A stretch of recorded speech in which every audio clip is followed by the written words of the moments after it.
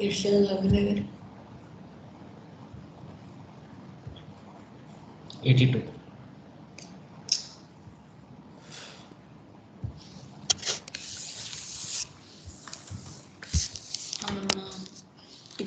Igo up and down. Igo. Good morning. Good morning, ma'am. Good morning, ma'am.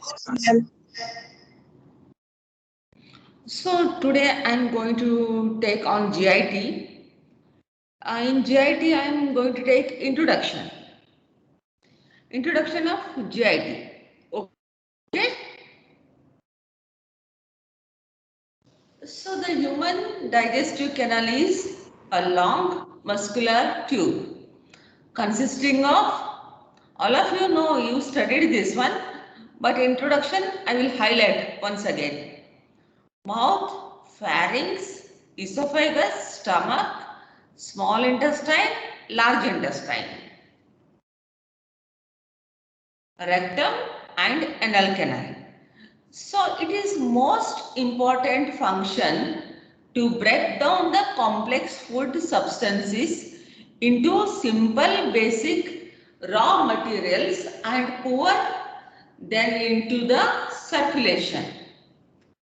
Its most important function to break down the complex food substances into simple basic raw materials and pour them into the circulation.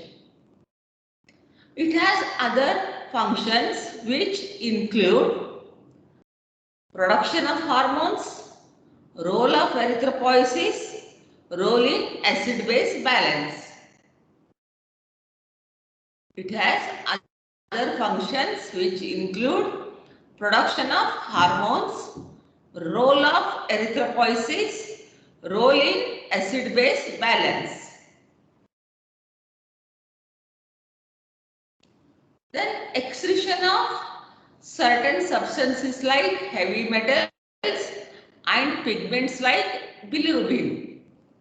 Synthesis of some useful substances like vitamins, etc. and body defense. So this is the parts of GIT showing time taken for food passage.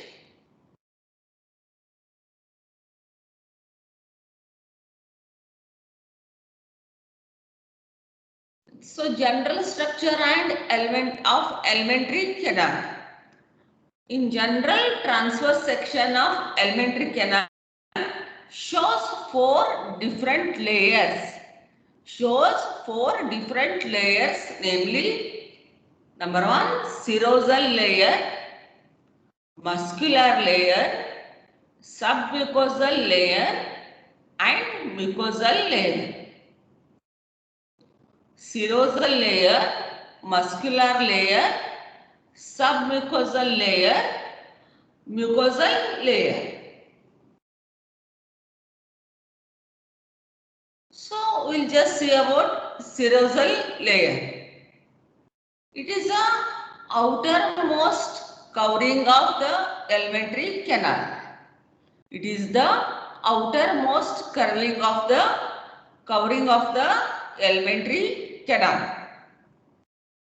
Carries nerves, blood and lymphatic vessels. Forms the smooth moist membrane which reduces friction between contacting surfaces. Forms the smooth moist membrane which reduces friction between contacting surfaces. Next we will come to the muscular layer. It is made up of smooth muscle or visceral type. So there are two layers. The outer longitudinal and the inner circular. Outer longitudinal and the inner circular. In between the two layers, Myendric nerve plexus is present. This is responsible for different types of movements. So in the stomach, the oblique layer is also present. In the stomach, the oblique layer is also present. In oral cavity and the upper one-third of esophagus, striated muscle is present. In oral cavity and the upper one-third of esophagus, striated muscle is present. Next we come to the submucosal layer. It is a loose areolar connective tissue which contains large blood and lymphatic vessels, nerve glands, etc. It is a loose areolar connective tissue which contains large blood and lymphatic vessels, nerve glands, etc. Between the circular muscle layer and the submucosa, Meissner's nerve plexus is present. Between the circular muscle layer and the submucosa, Meissner's nerve plexus is present. So, mucosal layer, it consists of mainly three different structures. Smooth muscle layer called muscularis mucosae. Smooth muscle layer is called muscularis mucosae. Connective tissue layer is called as lamina propria. Innermost epithelial cell layer resting on a basement membrane. Innermost epithelial cell layer resting on a basement membrane. This is thrown into a number of folds called villi, which are lined by columnar epithelial cells. This is thrown into a number of folds called villi, which are lined by columnar epithelial cells. The epithelial cells give rise to hair-like processes called microvilli.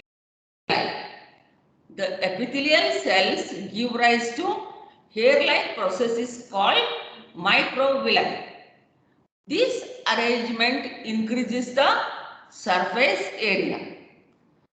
So this has a role in the absorption of digested foods and secretions. So what is the nerve supply? Extrinsic and intrinsic. Extrinsic and intrinsic.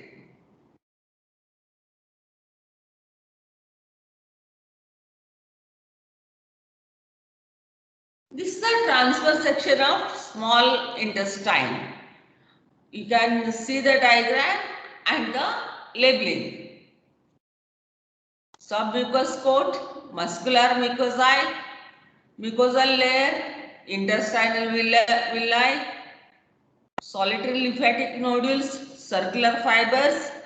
So these are visceral peritoneum, muscular coat and mucous coat. A section of the duodenum enlarged.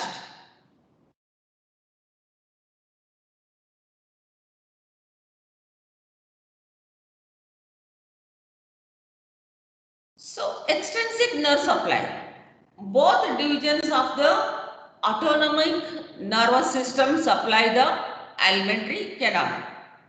Both divisions of autonomic nervous system supply the alimentary canal. Apart from this, there is intrinsic nerve plexus in the wall of the gut. Apart from this, there is intrinsic nerve plexus in the wall of the gut. The intrinsic nerve plexus regulates the spontaneous movements of the intestinal tract and also mucosal secretion. Apart from this, there is intrinsic nerve plexus in the wall of the gut. The intrinsic nerve plexus regulates the spontaneous movements of the intestinal tract and also mucosal secretions. So we come to the sympathetic nerves. Both efferent and afferent fibers are present. Here both efferent and afferent fibers are present. So the efferents are usually inhibitory in nature and they inhibit the spontaneous movement by a direct effect on the smooth muscle. The efferents are usually inhibitory in nature and they inhibit the spontaneous movements by a direct effect on the smooth muscle. But they are excitatory to the internal sphincters and villi. But they are excitatory to the internal sphincters and villi.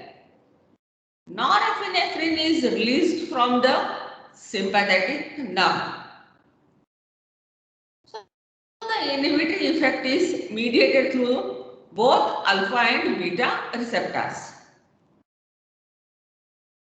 Whereas excitatory effect is mediated only through alpha receptors. So the afferents are concerned with transmission of pain to higher centers. Whereas excitatory effect is mediated only through alpha receptors. The afferents are concerned with transmission of pain to higher centers.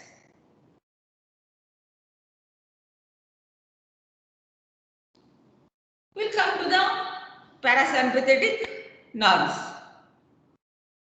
Both efferent and afferents are present.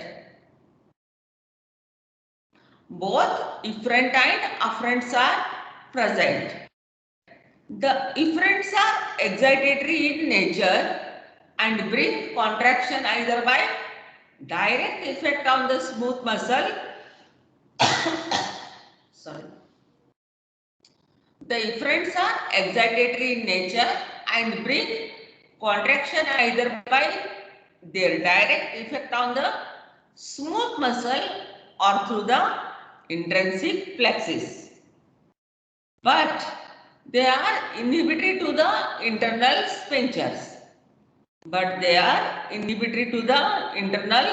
sphincters. These fibers are also stimulate enzyme secretion. ACTH is released from parasympathetic nerve endings. ACTH is released from parasympathetic nerve endings. However, nerves only modify the movements but do not initiate them. Afferents detect the distension of the wall and chemical composition of the chyme. So, the higher centers, cerebral cortex, limbic system, hypothalamus. Higher centers, cerebral cortex, limbic system, hypothalamus. Autonomic nervous system, PSNS, SNNS, enteric nervous system, myenteric plexus, Meissner's plexus. Target organs, glands, blood vessels, smooth muscles, acute cells. So, intrinsic nerve plexus, there are two types of intrinsic nerve plexus. There are two types of intrinsic nerve plexus. Both motor and sensory fibers are present. Motor nerves in myenteric nerve plexus. This mainly controls the peristaltic movement. Peristaltic movement. Motor fibers in Meissner's nerve plexus. This influences the motility of villi and secretion from the apute cells. This influences the motility of villi and secretions from the apute cells. So the two important neurotransmitters present in the intrinsic nerve plexus are acetylcholine and noradrenaline. Acetylcholine and noradrenaline. Other neurotransmitters of the intrinsic system are serotonin, dopamine, GABA, histamine, glycine, prostaglandins, P substances, VIP, somatostatin, CCK-PZ, CCK secretin, neurotensin, motilin, TRH, angiotensin, neuropeptide Y, so like that, encephalin, etc. Sensory fibers detect distension and chemical composition of the chyme.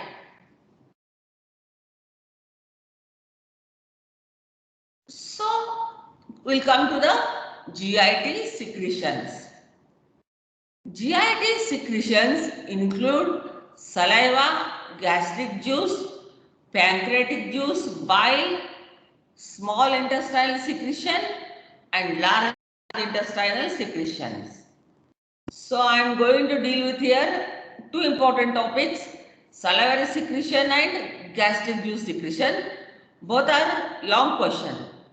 Tomorrow I will take saliva. Then I will go for the gastric juice.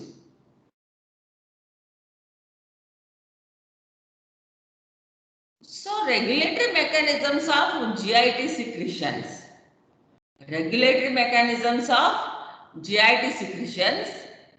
GIT secretions are controlled and regulated by three different mechanisms.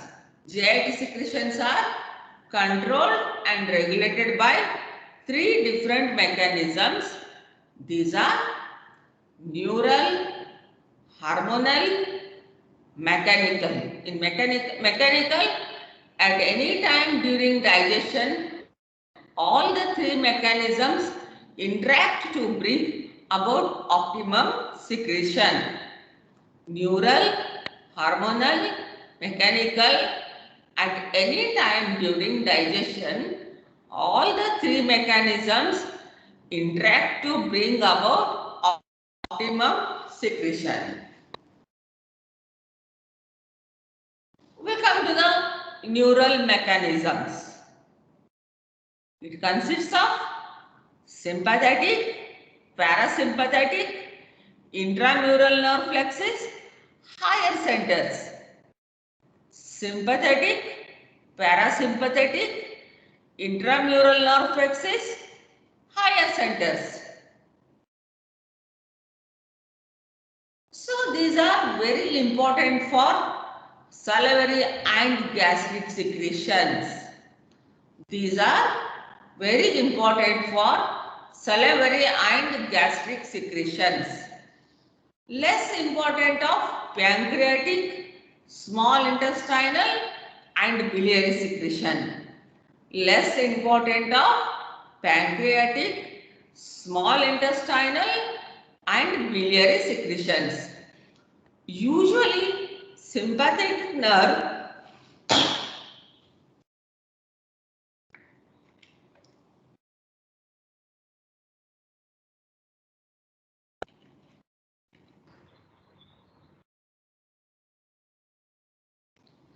usually sympathetic nerves decrease the secretions by decreasing the blood flow. Usually sympathetic nerves decrease the secretions by decreasing the blood flow. Norepinephrine is responsible for this effect. Norepinephrine is responsible for this effect. Exception to this is salivary secretion. Exception to this is salivary secretion. In this case, norepinephrine increases the salivary flow by causing contraction of basket cells or myoepithelial cells. In this case, norepinephrine increases the salivary flow by causing contraction of the basket cells or myoepithelial cells. So, contraction of the basket cells cause expulsion of already secreted saliva from the acinus. Contraction of the basket cells cause expulsion of already secreted saliva from the acinus. Parasympathetic nerves stimulate the secretions by stimulating the glands directly.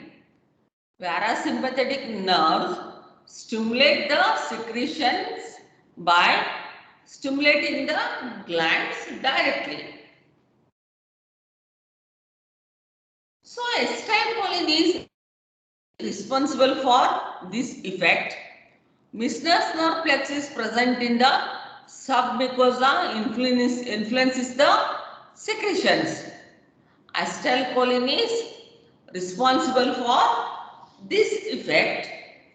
Meissner's nerve plexus present in the submucosa influences the secretions.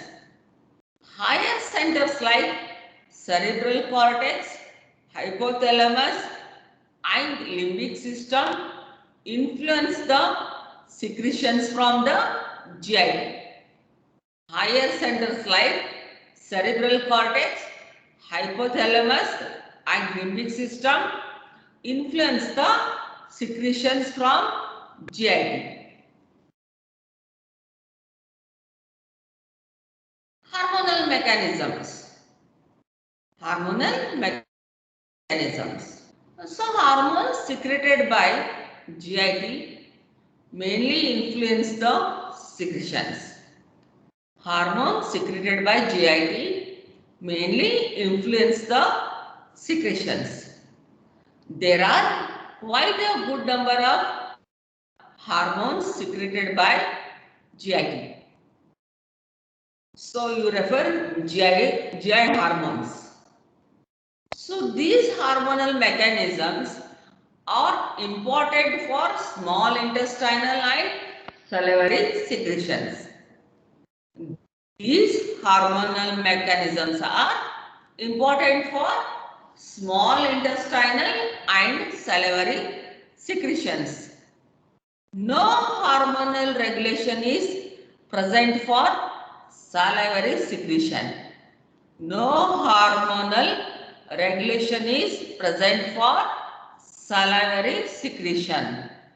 However, the circulating catecholamines released from the adrenal medulla may influence the flow of saliva from the salivary acidic.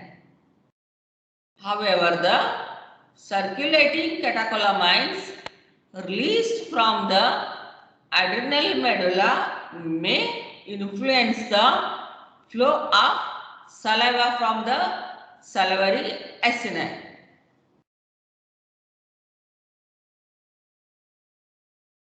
Gastrin, acetylcholine and histamine participate in the regulation of gastric secretion.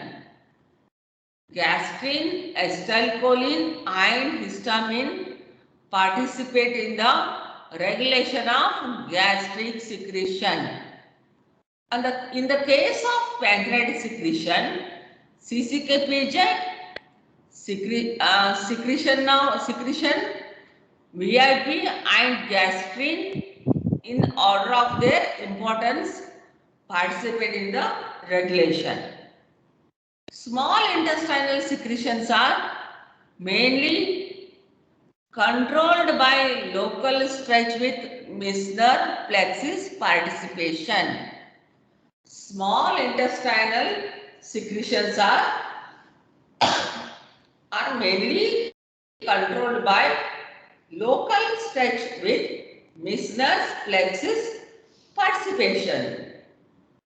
Various hormones have a weak stimulatory effect on the small intestinal secretions. Various hormones have a weak stimulatory effect on the small intestinal secretions. These are gastrin, CCK-PZ, secretin, VIP, histamine, serotonin, etc. Biliary secretion is mainly controlled by bile salts. Biliary secretion is mainly controlled by bile salts. But secretion, gastrin, acetylcholine, CCK-PZ influence bile secretion in the order of their importance. But secretion, gastrin, acetylcholine, CCK-PZ influence bile secretion in the order of their importance. Mechanical.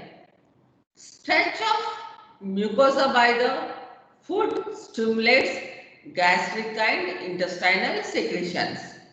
Stretch of mucosa by the food stimulates gastric and intestinal secretions. So this is about your introduction. Okay?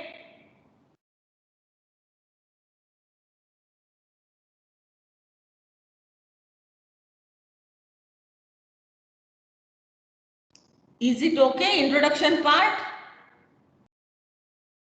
Have you got any doubt?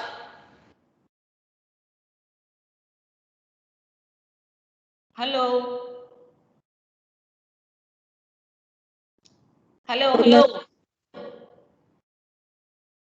Yes, madam.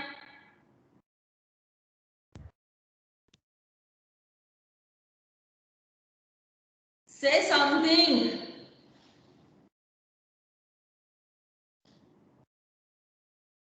You have any doubt about introduction? No, ma'am. No, ma'am. No, ma'am. No, ma'am. No, ma'am. No, ma'am. You understood whatever I told? Yes, ma'am. Yes, ma'am. Yes, ma'am. I have not made any complicated, just simple way I have explained.